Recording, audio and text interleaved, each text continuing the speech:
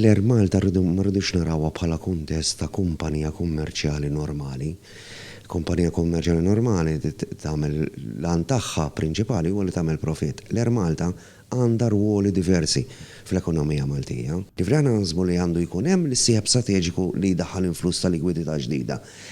Nemmnu mbagħad li wara li dan il-mudell jiġi finalizzat u jkun hemm dik il-ħidma u s-sinerġija f'dawn l-affarijiet, ma nsibu xejn ħażin li jkun hemm li jingħataw shares oħrajn, parti SM oħrajn fil-kumpanija Air Malta lil ħaddiema. Is-sieħeb strateġiku jista' jgħinna f'diversi osma fil-kiri tal-ajruplani, hedging agreements, minħabba s-sajs tagħna li hu ħafna żgħar.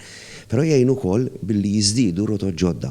L-Air Malta anki bħala sieħeb u bħala kumpanija li tara l-aspett soċjali ta' Malta, tas-soċjetà Maltija.